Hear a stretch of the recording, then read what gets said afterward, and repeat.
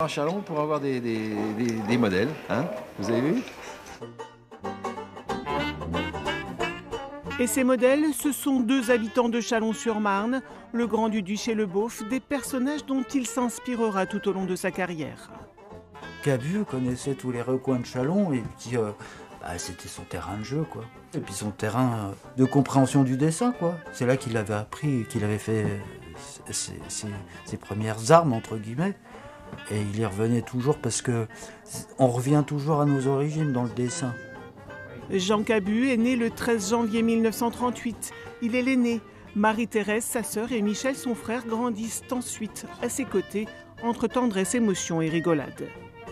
On a 8 ans de différence et moi je le sentais pas. Et lui il le sentait bien sûr, mais moi j'avais un grand copain, quoi. Toutes les blagues on les a fait ensemble, hein. Ici à Châlons, oui. Oui. On allait au catch. On allait au catch.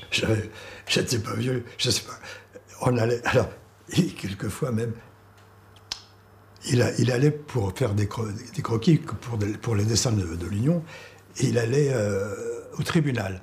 Je le suivais, j'avais peut-être 10 ans quand je le suivais au tribunal. Lui, il en avait 18 ou voilà.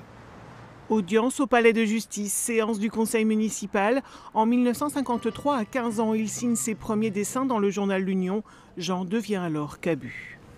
À l'Union, en fait, il est resté 8 ans. Mais le tirage chalonnais avait triplé ses ventes. Grâce à l'avenue de Cabu et à sa manière de voir les choses. Et de bousculer un petit peu la bourgeoisie chalonnaise. Il s'est moqué de la religion très tôt, du sport très tôt. Il s'est moqué de tout le monde très tôt. Dans les colonnes d'un journal de droite, c'était du jamais vu. Et puis il y a les amis. Fabrice Ménuel rencontre Cabu alors que celui-ci est déjà connu et fait carrière à Paris. Georges Schmitt, lui, est le copain de lycée. Improbable rencontre entre le grand timide et le costaud impertinent. C'est le goût du gag. C'est-à-dire que lui, il l'avait, moi je ne l'avais pas, mais à son contact, je l'ai attrapé. Et c'est comme ça que vraiment on s'est lié d'amitié pour ça. Et ça, c'est un bon copain qui s'appelle Schmitt, avec lequel on a fait des trucs terribles à Châlons. On a fait des canulars. Par exemple, on a fait le Strasbourg-Paris à l'époque où il y avait encore Strasbourg-Paris à la marche, Paris-Strasbourg. On s'était déguisé en marcheur et on avait traversé la ville 2 heures avant le premier passage du premier marcheur qui devait traverser la ville, effectivement. Alors l'idée du canular, c'est Jean. Parce qu'il disait, il faut quand même, excusez-moi l'expression, être con pour faire 500 km à pied alors qu'il y a le train et des voitures. Bon, donc, il me dit, il faudrait qu'on trouve un truc. Alors il me dit, tu serais d'accord pour faire le marcheur? Parce que comme t'es gros, ça va être encore plus ridicule. Ben, je dis, allez, on y va. L'amitié leur va si bien. Cabu est le témoin de mariage de Georges. Ils partent en vacances avec les voitures qu'ils achètent ensemble. La Trèfle, la B12 attendent aussi Cabu à chaque retour à Châlons. Il faisait du moment qu'il avait à vous consacrer un moment uniquement pour vous, en fait. Il voulait pas qu'on parle de lui. Il posait les questions sur... C'est-à-dire qu'il faisait... Vous étiez la personne la plus importante du temps qu'il avait à consacrer. Un fidèle. Un fidèle, hyper gentil, avec un rire communicatif pas possible. Son rire, je l'entends encore.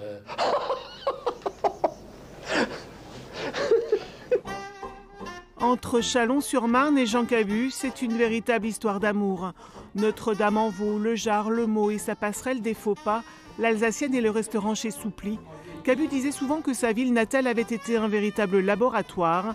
À Châlons, il trouve sa voie.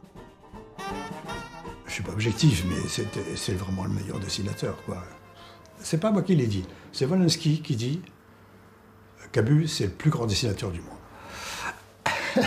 Ces dessins me manquent. Je disais quand même, qu'est-ce qu'il est fort, qu'est-ce qu'il est doué. Eh oui, le pauvre vieux, ça me retourne encore.